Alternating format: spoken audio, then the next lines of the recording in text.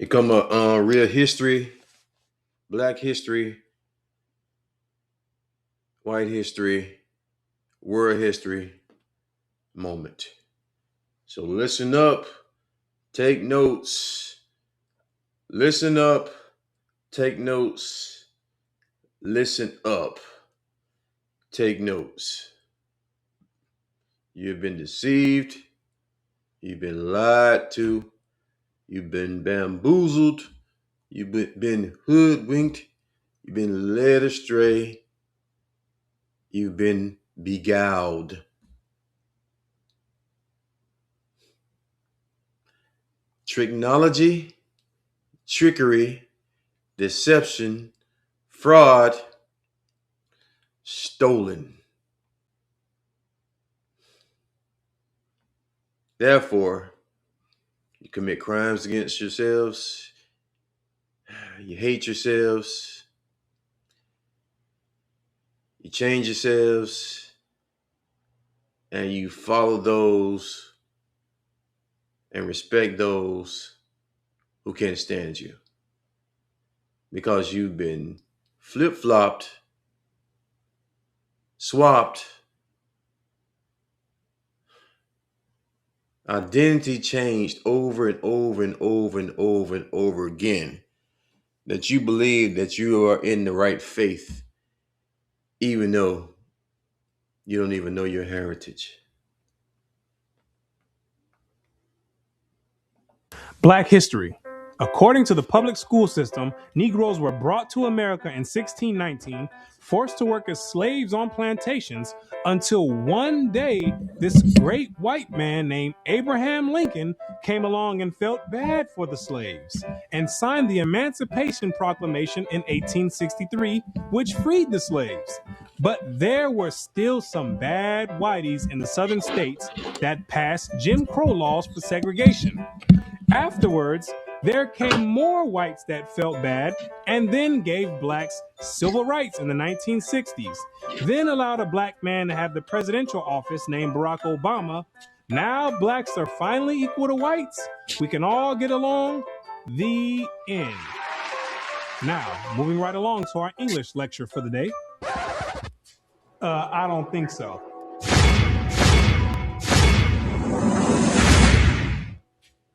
Black history. What do you know about Black history? Let me ask you a question. Prior to the transatlantic slave trade in the 1600s, what was your nationality? What did you call yourself? Some may say African. Well, Africa is a continent, and in that continent, there's over 47 different countries in there. Which one do you come from? What language did you speak prior to the 1600s? Was it English? There's over 1,500 dialects being spoken in the land of Africa. Pick one. What clothing did you wear? Skinny jeans. Was it high heels and stilettos? Skinny jeans and Vans? What food did you eat? Wigs. Hamburgers and hot dogs? French fries and SpaghettiOs? What religion did you partake in? Who was your God? Was it Christianity and Cesare Borgia? Most of you have no idea about the answer to these questions. You have no recollection of any history prior to the transatlantic slave trade. Now, is that a coincidence or by random chance? I don't think so. Have you ever asked yourself, why is it that in the public school system that every time the subject of Black history is taught, it always begins in the 1600s and with slavery? Why is that? Doesn't that raise some antennas and spark inquiry? Why is it that the public school system is so committed to revolving Black history solely on the past 400 years? Why is that? Is it because there's a deficiency in historical data? Or maybe because there's no history at all prior to the 1600s? Maybe black people just poofed out of thin air, sporadically, landed on slave ships, and they said, hey, we got a new species here, and start importing and exporting them all over the world. Maybe that's what happened. The question arises, what is the drawback on this history? Why does it keep being withheld? What's the big idea about it? Why is it being held hostage? That's the question. It's been held hostage because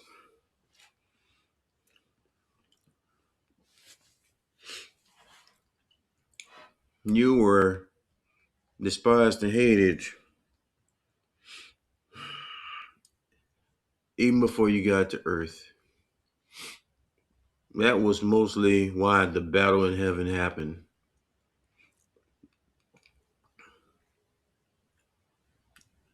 You were made in God's image. And in God's image, that means you are above the angels and the archangels. Therefore, they will have to bow down to you. And of course, you know the great rebellion in heaven. A third of the angels went against God. Lucifer wanted to be God, and he refused to bow down to you. So, Michael, who's devoted to God, whooped Lucifer's ass and threw those third out of heaven. So they came down, made it with man, or injected their science into man and taught them technology, fire, destruction, witchcraft, and all other kind of things that they were forbidden to teach. And they also put their genes or fused their genes inside of human women, which they created the giants upon the earth, which God sent the flood to kill them all and kill all mankind, but since it was so freaking dirty, filthy, you know. And so the ones who survived the flood, that bloodline that survived the flood, they still remembered God. They still remember his people. So they couldn't wait till God's people fell short of listening to God so they can rule over God's people, enslave God's people, kill God's people, make a mockery of God's people, and then change their God, change the image of his son, and change the identity of the people. You, the Israelites, the Negroes, the African Americans, the Caribbeans, the Haitians, all of you. And that's what happened. Why can't it be expounded on? 100 years prior to the 1600s? 300 years? 500 years? 1,000 years? Why is that information not being revealed? What's the big secret? What's the mysticism about it? What you're going to come to realize is that your identity is the biggest kept secret on the planet Earth. Oh, you thought that NASA and the space station and the secret missions being conducted by them, oh, you thought that was the biggest kept secret on Earth. No, this is bigger than that. You thought that the government and the CIA and the FBI hiding information about UFOs and Planet X and Nubaru and aliens, you thought that was the biggest information and biggest kept secret. No, this is bigger than that. The elite Confederate has spent billions of dollars and constructed an innumerable amount of psychological stratagem to ensure that you never received and acquired this information that's about to be put out. You're about to receive pertinent information from some of the most reputable biblical scholars, historians, and archaeologists. And they all know something that you don't know. And that's your identity. Ham, the youngest son of Noah, Born probably about 96 years before the flood, and one of 8 persons to live through the flood, he became the progenitor of the dark races, not the Negroes, but the Egyptians, Ethiopians, Libyans, and Canaanites. Wait, the churches and the pastors, which are set up by the government, all teach in unison a doctrine that all black people come from the seed of Ham. But once you open up scholastic sources, you'll find out that the biblical scholars say something totally different from what's taught in Orthodox Christianity. What do they mean by Ham is the father of the dark races, but not the Negroes? The Negroes themselves are a dark race of people. So how can you say that Ham is the father of all these dark races and exclude the Negroes? What are the biblical scholars trying to convey? What the biblical scholars are saying is that you're not African. There's only 4 families, according to the Bible, that make up the native population of Africa, or the land of Ham. And the biblical scholars know that you don't descend from any one of those 4 families. Based off skulls, I think. In order to write that in a scholastic and academic book, the biblical scholars have done extensive and thorough research on both the so-called Negroes and the Africans, the native Africans. And they came to the conclusion after the extensive research that the Negroes don't have anything to do with the native Africans at all. They're 2 totally separate people. In the 1840s, Morton collaborated with George R. Gliddon, an Egyptologist, who provided him with mummy heads and information about the racial significance of Egyptian tomb inscriptions. In Crania Aegyptiaca, published in 1844, Morton pointed out that both cranial and archaeological evidence showed that the Egyptians were not Negroes. In 1840, Dr. Morton was trying to find out the racial origin of the so-called Negroes that were in America in slavery. So he got together with the Egyptologists, which supplied him with the mummy heads. And what he did was conduct an extensive research on the cranial remains of the heads in Egypt, in contrast to the cranial remains of the heads in America. And what he found out is that the Negroes that were in slavery were not Africans. He found out that the skulls were 2 totally different types of skulls. The Negro's head was longer than the Egyptian head.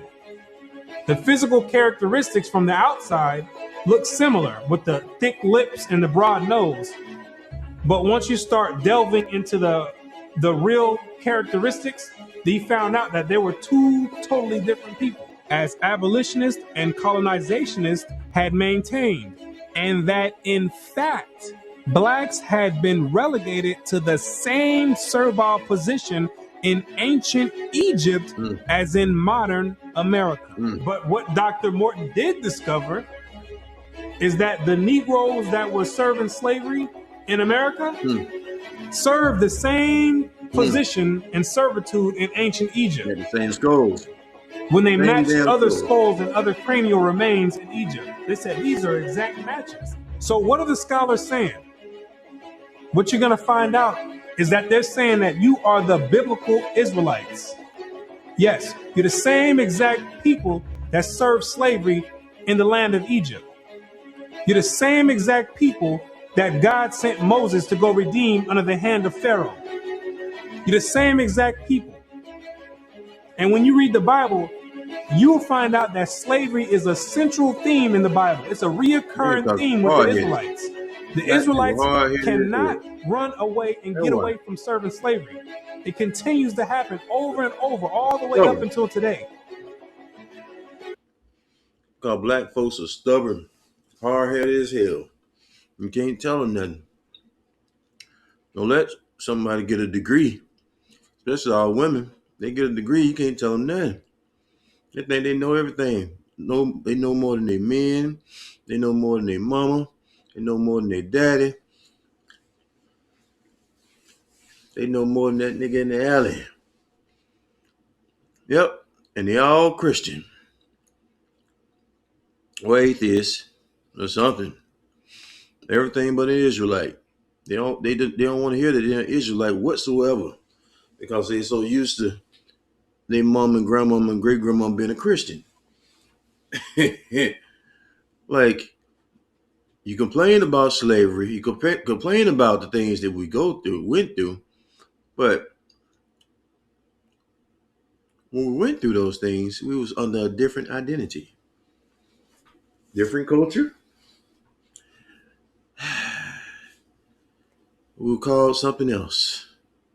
Then we got here and we were called a byword and was treated a certain way and broken from your identity and your heritage. And now you accept it freely. Gladly call yourselves Christian. Gladly call out the name of Jesus. And you gladly disobey and dishonor the Most High, Yahweh, God. And wonder why you can't keep a man, why you can't keep a woman, but your God is your money. Your God is your Mercedes Benz or your BMW. Your God is your condo or your mansion. Your God is those parties that you go to. Your God is those spandex you slip into. Your God are the pants that you sag. You continuously say there's no powerful name, more powerful name than Jesus.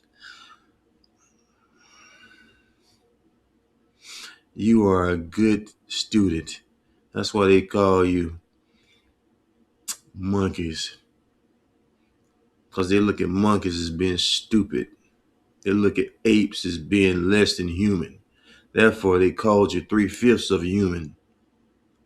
And you steal that because you refuse to, to, to represent or study who you really are.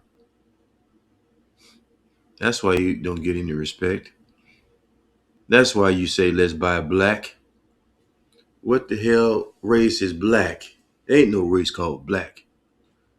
That's a marker, an identifier that was put on you as a stigma to separate you from the others. And so you can wait to be reassembled with the others and forget all about your fight and forget all about your plight and your struggle and your path that you overcome someday.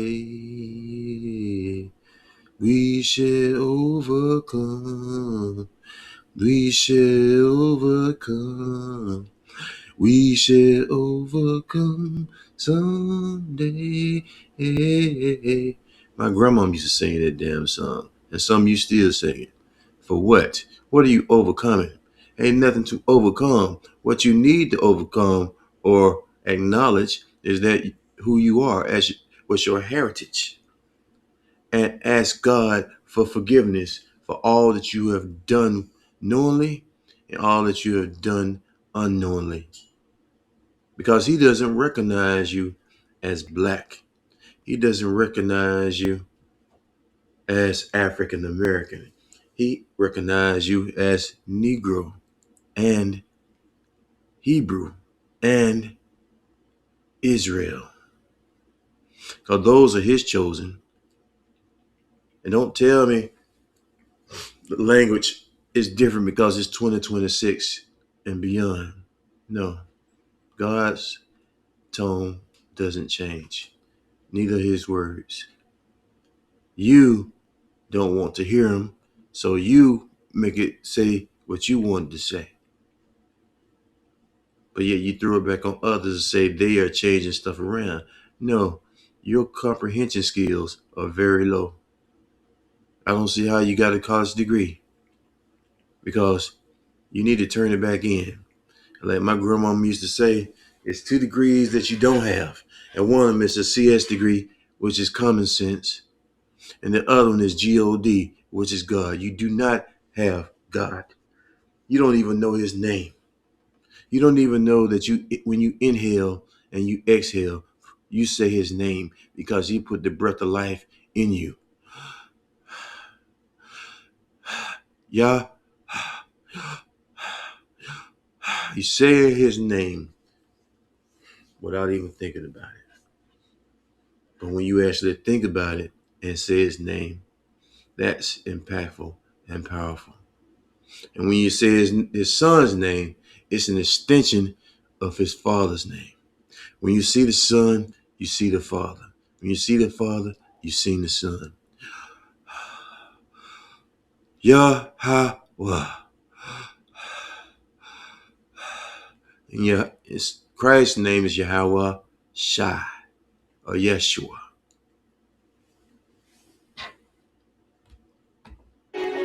You came out of Egypt as slaves, came down into the land of Israel.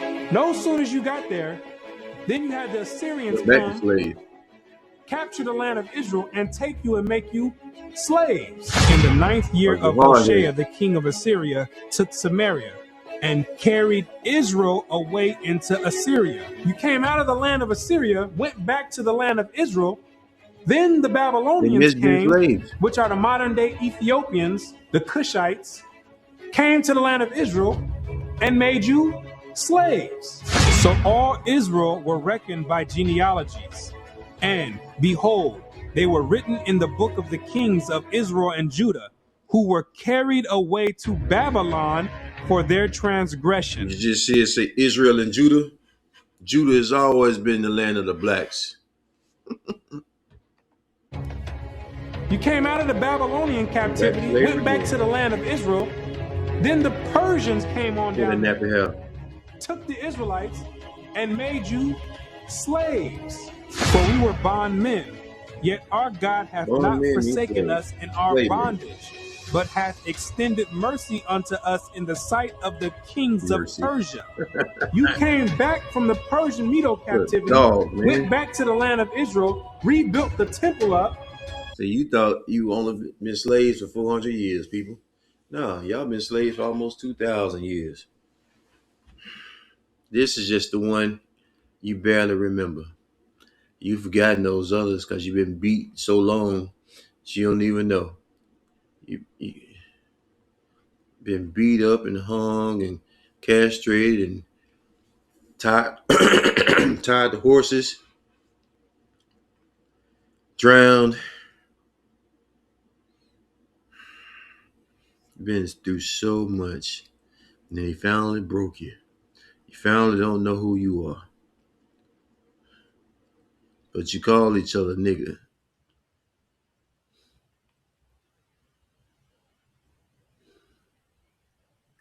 You call each other my end. You sell dope to each other. You con each other.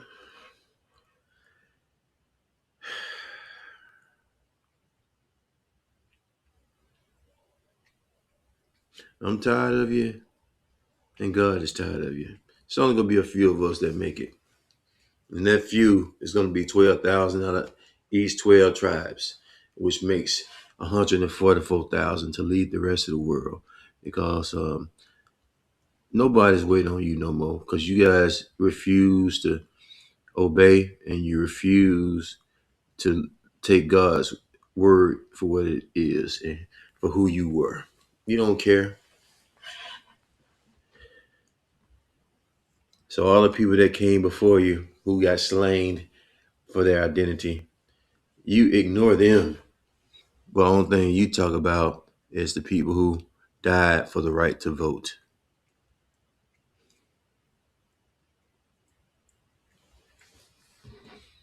Voting is never going to change your trajectory. Coming back to your laws and statutes and honoring God the right way. Not sitting in some church praying to a white Christ. The Bible tells you that Christ was brass, like this complexion he has, but burnt in the furnace. So he was dark golden brown. You've seen the Son, you've seen the Father. You've seen it, the Israelites who looks like Pharaoh's grandson. That means they were brown, golden brown like this too.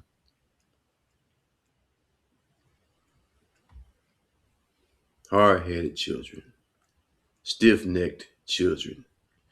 Even with that yoke of iron around your neck, you're still stubborn. You were the greatest slaves that any people can have. And that's why they kept putting you in it, because you were obedient. You were docile. They taught you to be hateful to your own, and to your own women, and to your own men, and to your own children.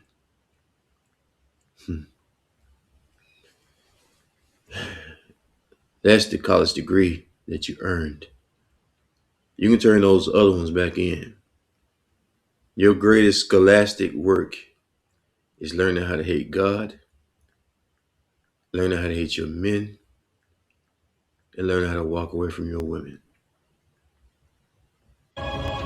Then the Greeks came on down there, took you and made you slaves, to entreat them that they would take the yoke from them. For they saw that the kingdom of the Grecians did oppress Israel with servitude. After you came from the Greek captivity, you went back into the land of Israel, rebuilt the temple because the Greeks were sacrificing swine and pig on the altars. No sooner as you came back to the land of Israel, then the Romans came and had you during the time of Christ as slaves. There was so much slavery going on with the Israelites that Jeremiah himself had to Is ask. your homeborn He slave? had to say, is Israel just put on earth just to be slaves? Is Yep. that your whole purpose? Just to be servitude to other nations? Is Israel a servant? Is he a homeborn slave? Why is he spoiled? Spoiled. So you might be asking yourself, if the so-called Negro is part of the 12 tribes of Israel, how in the world did you get to the west coast of Africa? And when ye You run shall to the see mountains. Jerusalem compassed with armies, then know that the desolation thereof is nigh.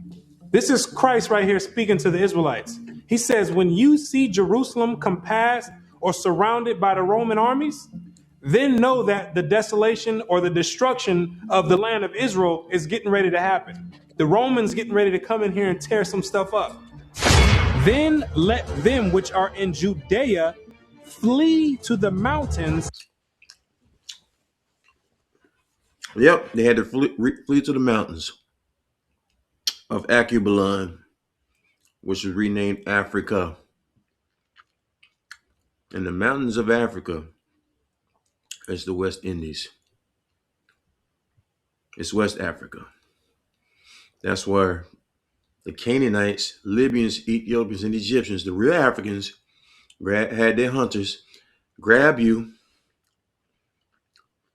and sell you to the Romans, to the British, to the Spaniards, and to the French. So it wasn't blacks selling blacks. It wasn't the same people selling the same people. The Israelites, the Hebrews, had royalty. They were sophisticated. They had a culture. They had laws. The Canaanites, Libyans, Ethiopians, and Egyptians did not. Therefore, they couldn't wait to capture you so they can take part in stealing what you had. And the people they sold you to took you by way of slave ship to respective islands. But they took your children, killed some of you, made you convert to Christianity or Roman Catholic,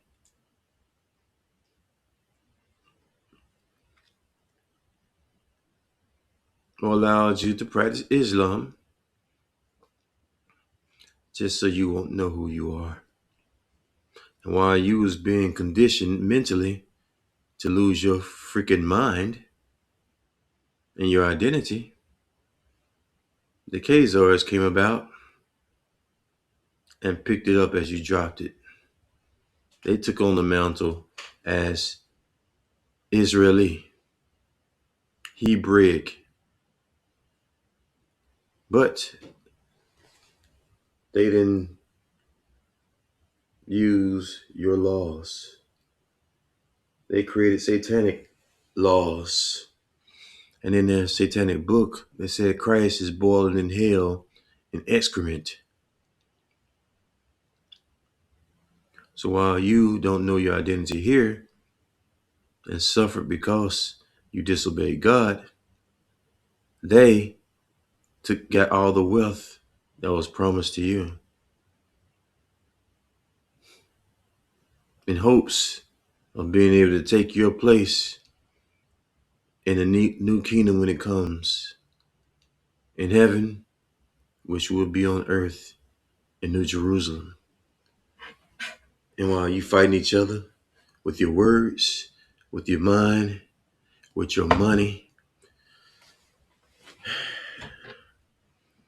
you've forgotten who you are, who you were, and who you are supposed to be.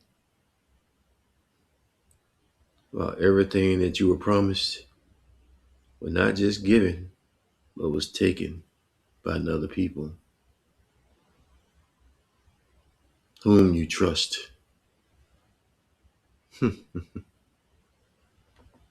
And let them which are in the midst of it depart out. And Christ says, when you see the Romans coming in, you better get ready to flee into the mountains. And what you're going to realize is that the mountains that he was talking about was the land of Africa. It was the same exact place that Mary and Joseph took Jesus when they were fleeing from. Look at this map.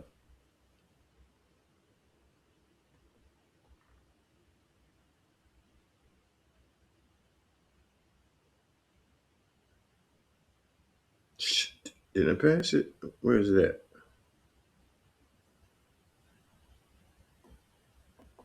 He says, when you see Jerusalem compassed or surrounded by the Roman armies, out.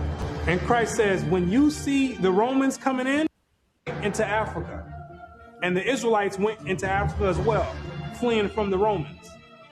In the year 65 BC, the Roman armies under General Pompey captured Jerusalem.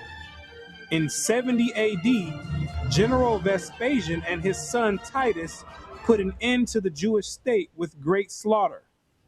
During the period from Pompey to Julius, it has put an end to the Jewish state. 70 AD. General Vespasian. It's also the year Constantine converted a lot of people to Christianity.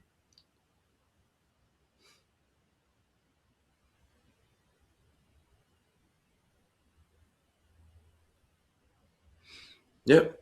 1 million of us ran into Africa.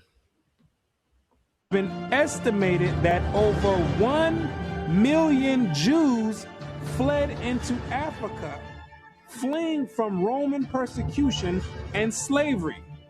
The slave markets were full of black Jewish slaves. Did you just see that, people? Black Jewish slaves. Over 1 million of you Israelites fled from the land of Israel into the land of Africa, running away from the Romans, because the Romans was coming to put slaughter to the Israelites. Yep. The ones that didn't take heed to the prophecy of Christ, when he said you better leave and go to the mountains, go to Africa, when they got caught by the Romans, they were taken back to Europe and sold in slavery and put in servitude and became gladiators, put in the lions' dens. Yep. The movie Gladiator is about you, people. It ain't about Russell Crowe. They always put one Negro in them movies when the Negro is the real story. They make the white man look like he's the hero. He's the general. It's all that. Nope, that was you, people. They had us fighting, well, getting killed by lions. Just like they had you in human zoos.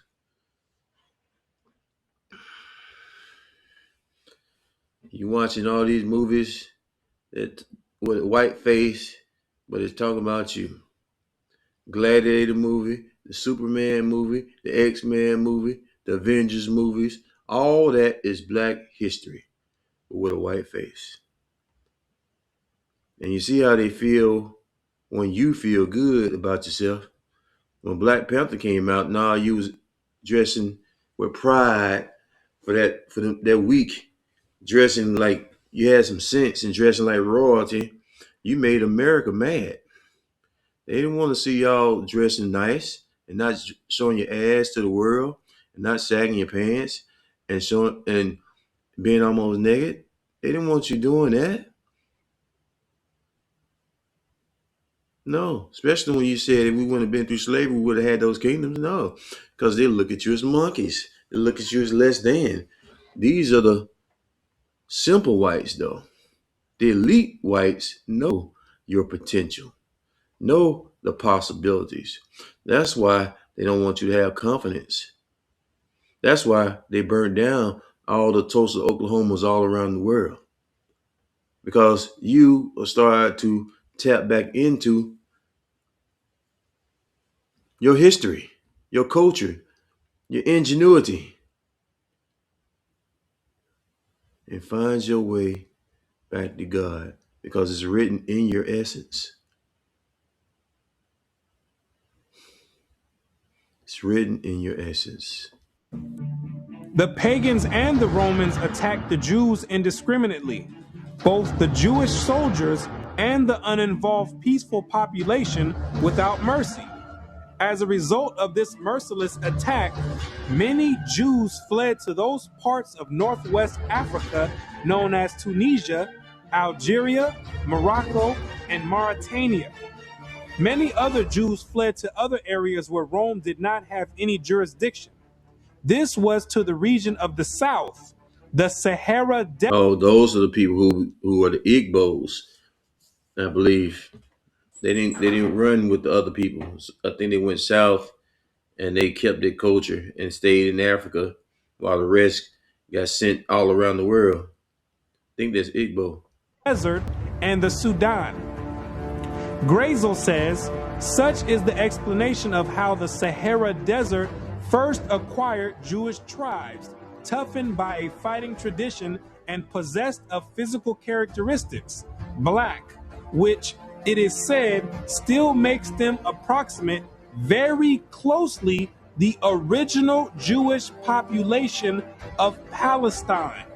And after migrating from Israel and dwelling on the northwestern parts of Africa, after you were fighting vigorously with the Romans, you had no choice but to start migrating to the southern regions of Africa, where the Romans didn't have any jurisdiction. Because the Romans were relentless and they were adamant about putting all Israelites to death. So in order to get any type of peace, the Israelites had to start migrating to the sub-Sahara parts of Africa. The scholars know this for a fact. The biblical scholars know this for a fact. They know all the history of the Israelites and their migration patterns.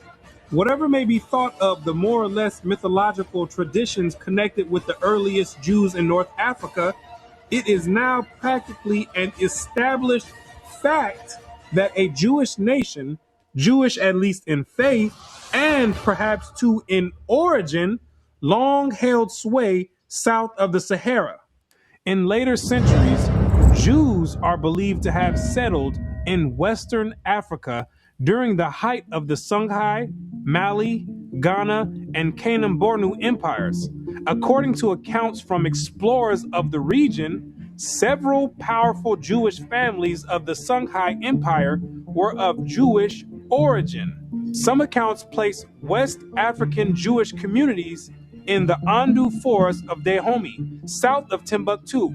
In the 1930s, these groups still maintained a Torah scroll written in Aramaic that had been burned into parchment with a hot iron instead of ink so it could not be changed. In the 1930s, the historians went over there and still found Israelites over there that didn't get captured in the slave trade, still practicing the Hebraic faith, still knowing who they were.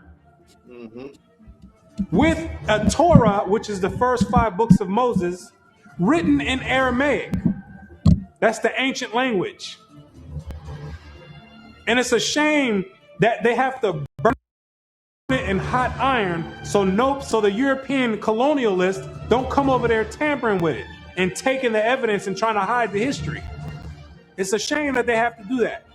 It is a total shame that they have to do that. The black Jews had an advantage over the African tribes. They carried their culture, history, laws, and written records with them. The Jews made use of every opportunity. They were an industrious and skillful people. In the Jewish Ghanaian states were found kings, princes, governors, generals, secretaries, treasurers, revenue agents, judges, architects, engineers, doctors, historians, language interpreters, mathematicians, jewelers,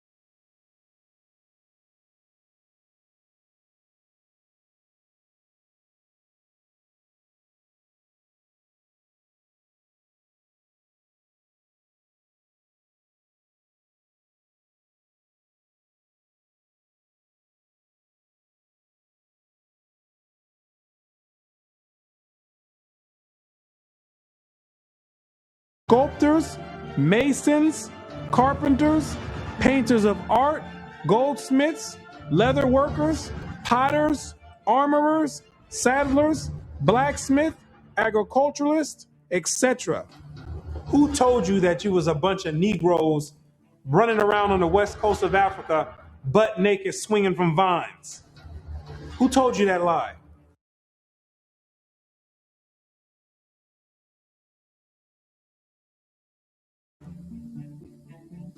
You were and still are a prestigious people, a skillful people.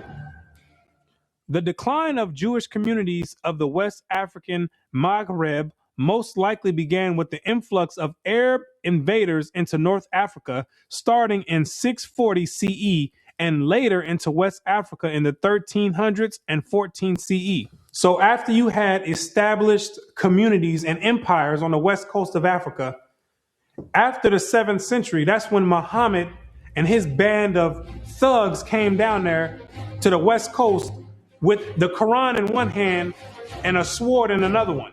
And they were forcibly converting the Israelites into that nonsense Islam. Yeah, I said it, nonsense Islam, because that's not what we were dealing with.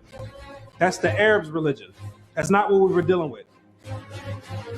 And that was the decline of the Hebraic community over there in the west coast of Africa. And that was the forefront in the beginning of the slave trade. Yea, and what have ye to do with me, O Tyre and Zidon, and all the coast of Palestine? Tyre, Zidon, and the coast of Palestine, those are all ancient Africans that God is referring to. Will ye render me a recompense? And if ye recompense me, swiftly and speedily will I return your recompense upon your own head.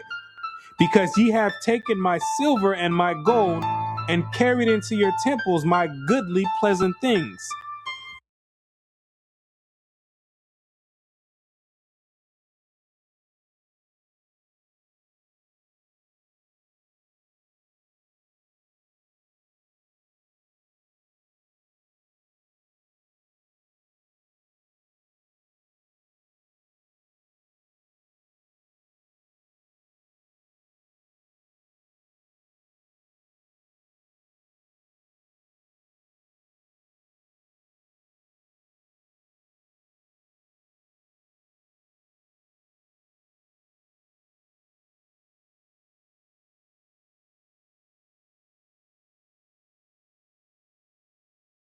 The children also of Judah and the children of Jerusalem have ye sold unto the Grecians.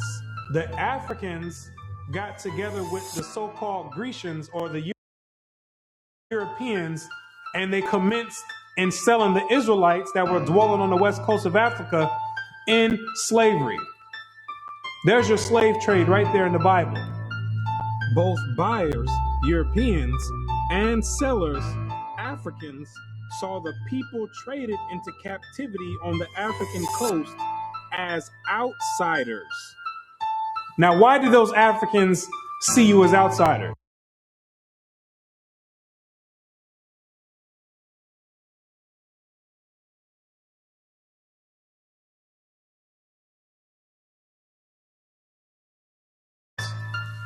Because you were some people that migrated and encroached on their land.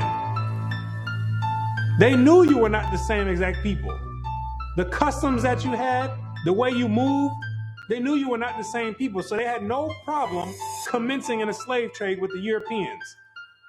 You be crazy to believe that Africans were selling their own people. That makes no sense at all. When the Europeans put that in the textbooks, they're using technicalities, saying Africans sold other Africans. When they're using technicalities. What they mean to say is native Africans were selling Israelites that were living in Africa. It'd be no different if somebody wrote history of 500 years from now and say there was a slave trade that happened here in America. Say black people got together and start selling white people to the Chinese. If somebody with the same mindset that the Europeans have wrote history 500 years from now, they would say Americans were selling other Americans to the Chinese. When it's two totally different nation of people living in America. You can't just say Americans sold other Americans. Two totally different people. It's the same exact scenario on the west coast of Africa.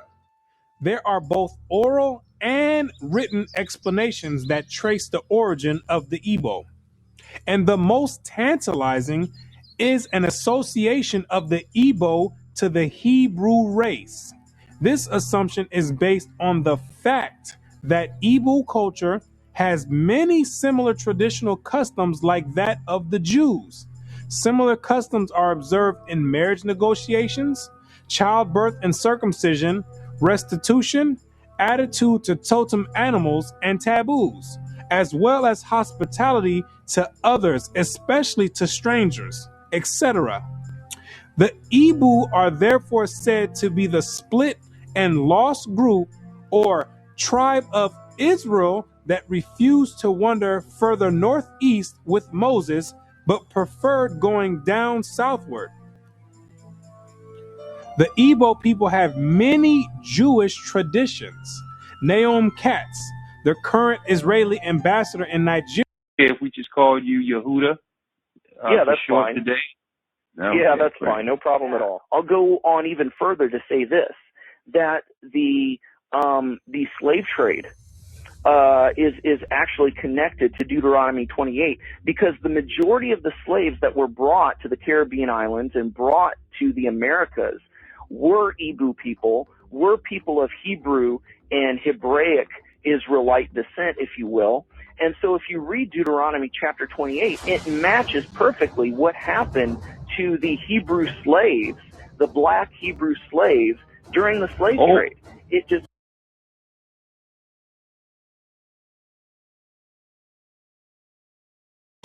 when they came down there looking for the Israelites. It's the same exact agenda and carrying it forward to today. It's the same exact agenda. They knew exactly who they were aiming for. It's not by coincidence that all the history matches up perfectly with the Bible prophecies. It's not a coincidence. And then they push a doctrine on you in church talking about it doesn't matter. So then you never go and look for this information. Now you see exactly why they don't put none of this in Black history, why they don't go prior to the 1600s. You start digging prior to the 1600s, and then you find out you come or descend from the Igbo tribe. You start doing your research. Well, let me find out a little bit more about this Igbo tribe. Then you find out that the Igbo tribe are known as fact descend from the 12 tribes of Israel. So then you say, hold on. Something's not right here. That's the exact reason why they don't go prior to the 1600s. You and have not kept my law, a sin that we have committed against. And why does he have you building up everybody's civilization off of the back of your slave labor? And it shall come to pass, when thou shalt show this people all these words, and they shall say unto thee, wherefore hath the Lord pronounced all this?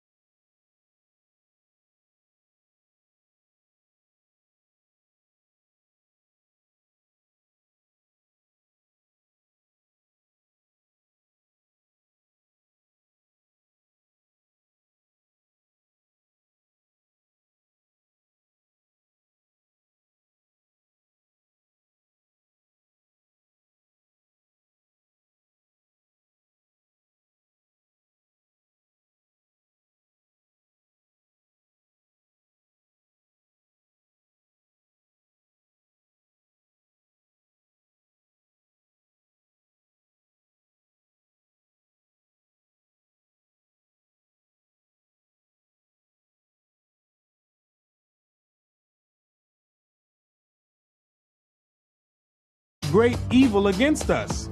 Or what is our iniquity? Or what is our sin that we have committed against the Lord our God? Then thou shalt say unto them, because your fathers have forsaken me, saith the Lord, and have walked after other gods, and have served them, and have worshipped them, and have forsaken me, and have not kept my law.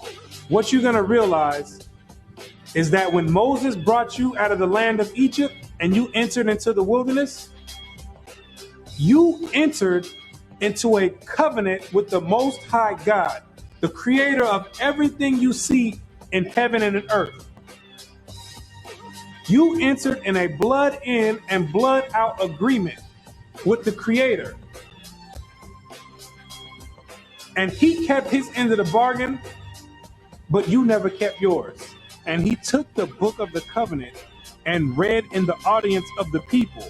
And they said, all that the Lord have said, we will do and be obedient. And Moses took the blood and sprinkled it on the people and said, behold, the blood of the covenant, which the Lord hath made with you concerning all these words. Once Moses sprinkled the blood on you, there was no way out of it. You entered into the covenant. And it shall come to pass, if thou shalt hearken diligently unto the voice of the Lord thy God, to observe and to do all his commandments, which I command thee this day, that the Lord thy God will set thee on high above all nations on the earth.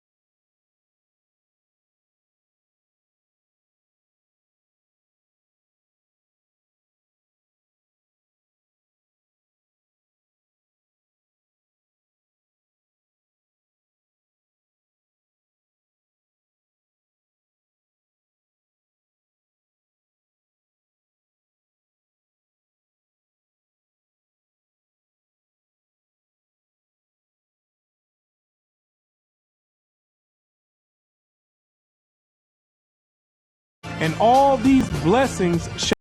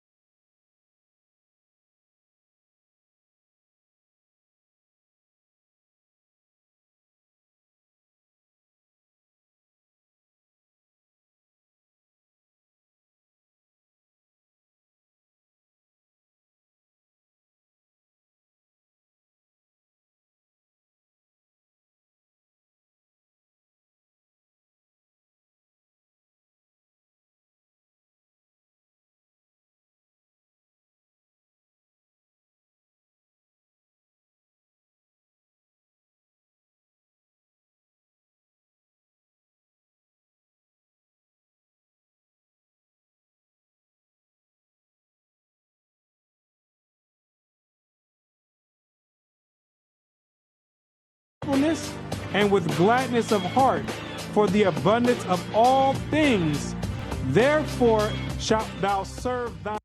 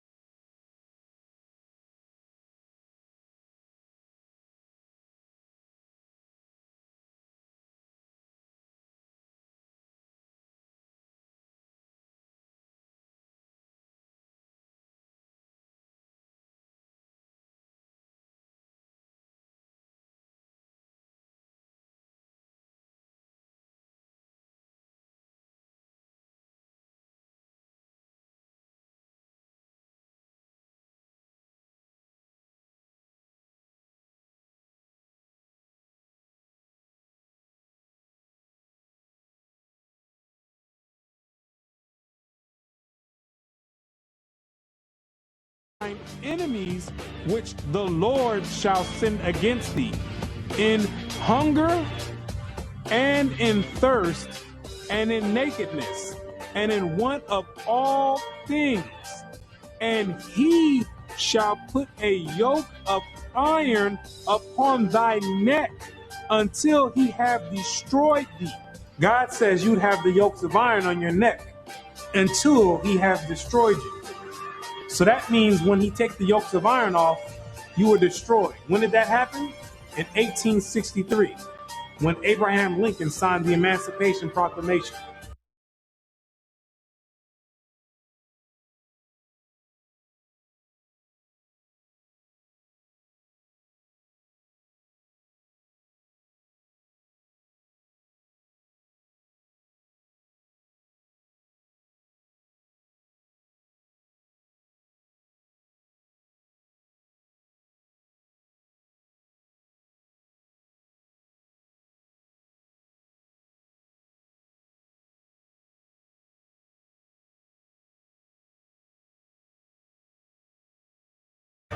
The yokes of iron came off. But at that time, your whole history had been whipped out of you. When the master gives you something, you take it. He gave it a name.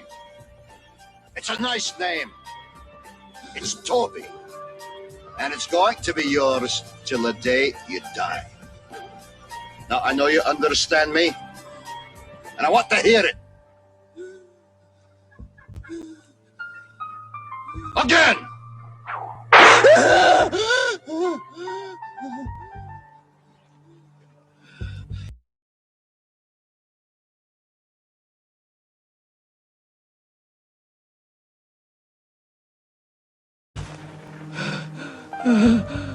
I want to hear you say your name.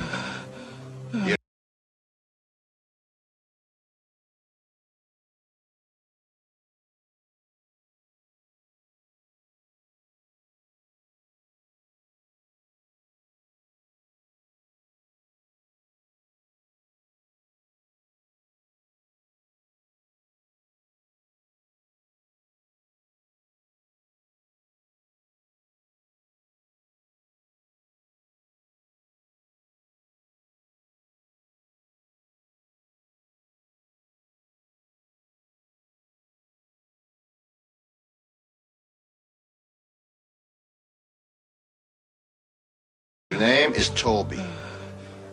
What's your name? Kunta.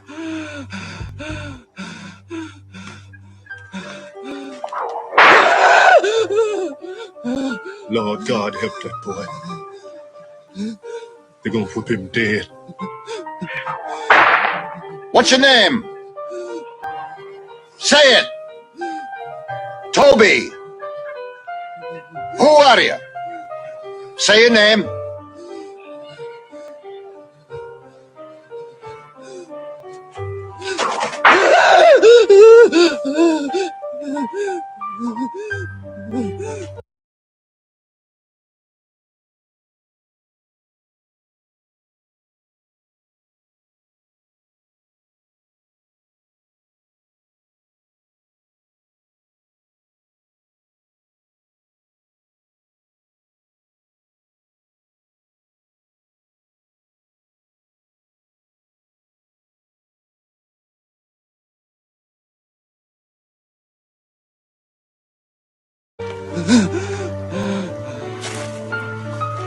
What's your name? Toby. So that the man that is tender among you and very delicate, his eye shall be evil towards his brother, and toward the wife of his bosom, and toward the remnant of his children, which he shall.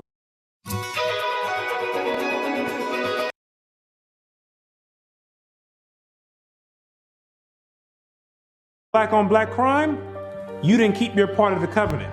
You wonder why black men always leave the children? You didn't keep your part of the covenant. Also, every sickness and every plague.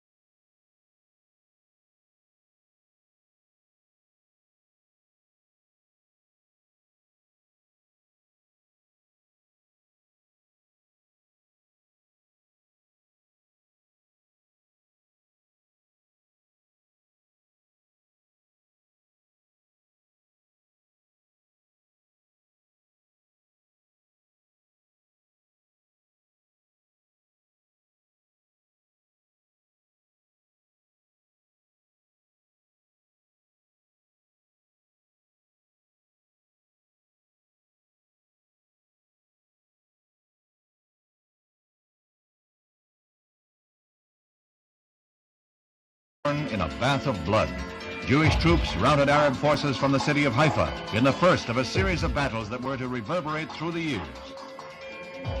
The traditions of the Israel, the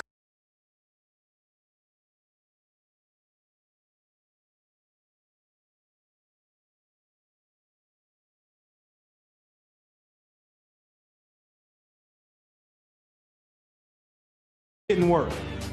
Martin Luther King tried to get you out of it, didn't work. Malcolm X tried to get you out of it, didn't work. Louis Farrakhan tried to get you out of it, didn't work. Al Sharpton tried to get you out of it, didn't work. Why? Because you are still breaking the covenant.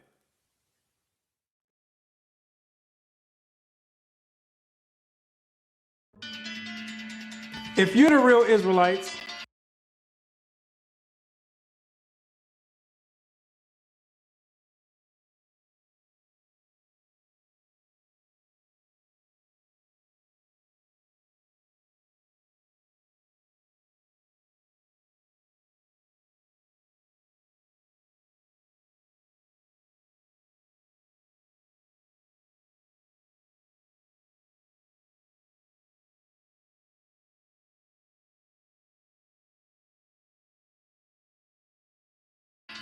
who are these people over there in the land of Israel claiming to be you? Those are Romans, Europeans. They got pushed up in the South Georgia, Russia, in the Caucasus Mountains, and hid themselves under the name of Khazars. Between the 8th and 9th century, the Khazarian Empire under King Bulan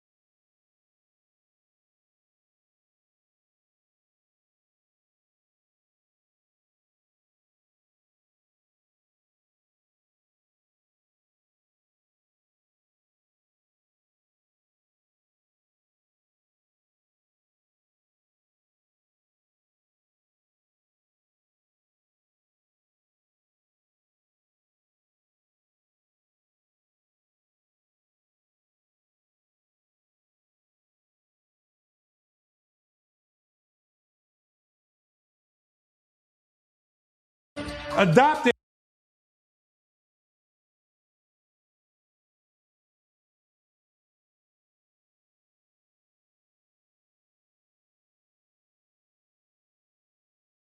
the traditions of the Israelites and mixed it with paganism and called it Judaism. Yes, we know your history too. Then after the Holocaust, which was politically motivated, the elite used that as a pretext to invade the land of Israel and took those Khazarian converts and placed them in that land in 1948. In May of 1948, a new Jewish state, Israel, was born in a bath of blood. Jewish troops routed Arab forces from the city of Haifa in the first of a series of battles that were to reverberate through the years.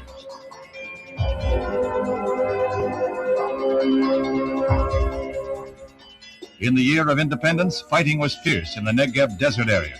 Here, Israeli troops routed the Arabs and took hundreds of prisoners. Meanwhile, on May 14, 1948, the new government, headed by David Ben-Gurion, is installed in Tel Aviv. Thus, for the first time since the Roman legion destroyed Jerusalem in the year 70 AD, the Jewish people have a nation of their own. United Nations teams accompany Israeli soldiers under the white flag to retrieve the bodies of soldiers killed in the continuing the head. They have taken crafty counsel that there's a group of nations that are confederate together that have been trying to get rid of the Israelites from way back when, so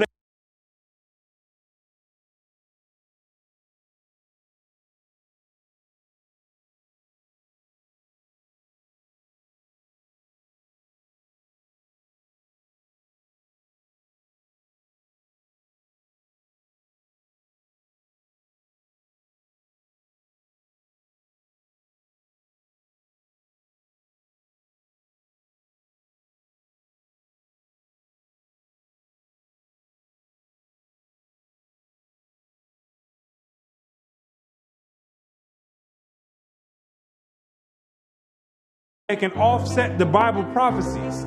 Keep not thou silence, O God. Hold not thy peace, and be not still, O God. For lo, thine enemies make a tumult, and they that hate thee have lifted up the head. They have taken crafty counsel against thy people, and consulted against thy hidden ones. They have said, come and let us cut them off from being a nation, that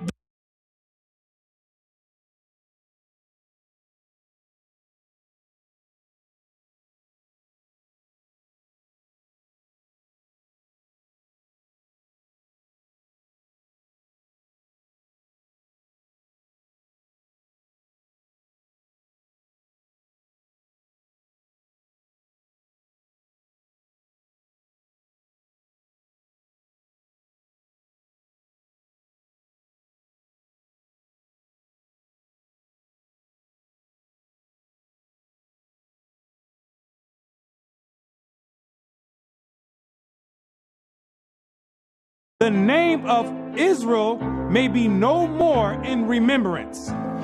The elite know that America, according to the Bible, is the last kingdom before the return of the Messiah. It's the last reigning kingdom, called Babylon the Great, or the Little Horn. Join with them, and they shall cleave to the house of Jacob, and the people shall take them and bring them to their place. And the house of Israel shall possess them in the land of the Lord for servants and handmaids, and they shall take them captives, whose captives they were, and they shall rule over their oppressors. Therefore, all they that devour thee shall be devoured, and all thine adversaries, every one of them, shall go into captivity. And they that spoil thee shall be a spoil, and all that prey upon thee will I give for a prey. He that leadeth into captivity shall go into captivity. He that killeth with the sword must be killed with the sword. Here is the patience and the faith of the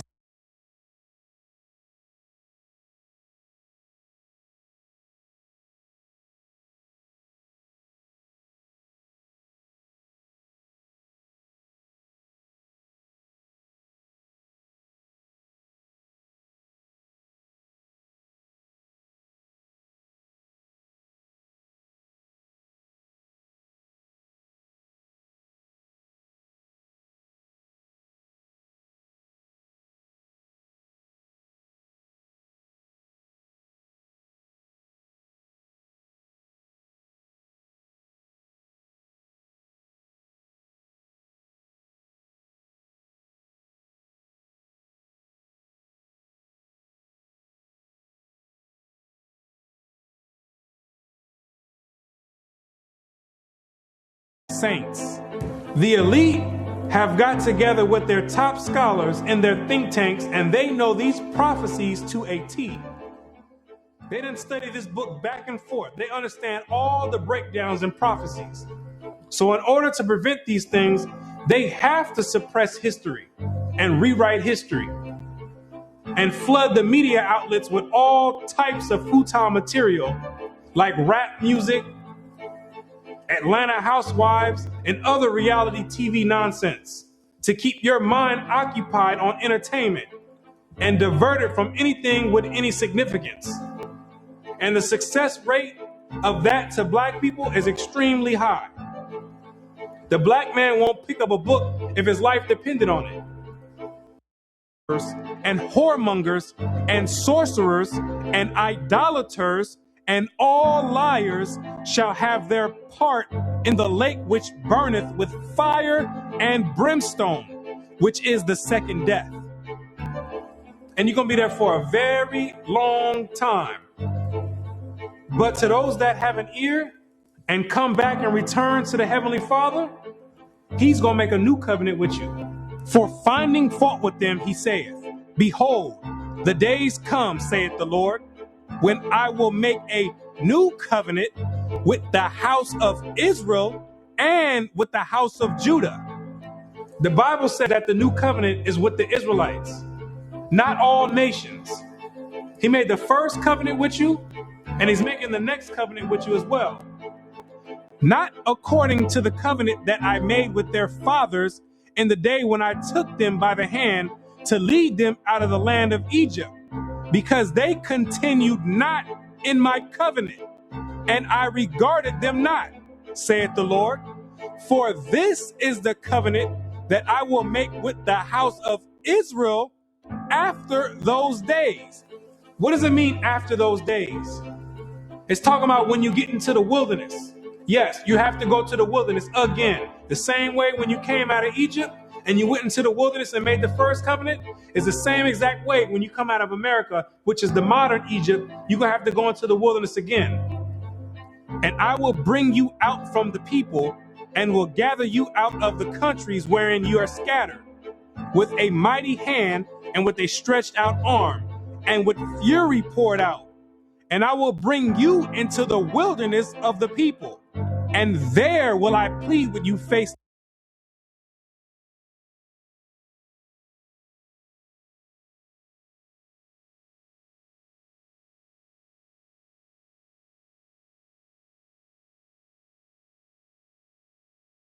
And with a stretched out arm and with fury poured out.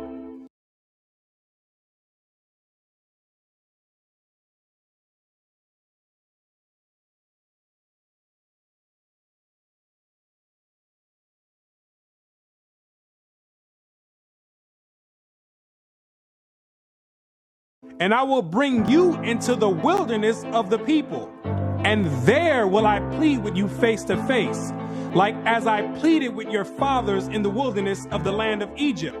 So will I plead with you, saith the Lord God. And I will cause you to pass under the rod, and I will bring you, speak unto us smooth things. The Most High is extending out his hand one last time. It's either you're going to repent and come back, or you're going to die in your sins.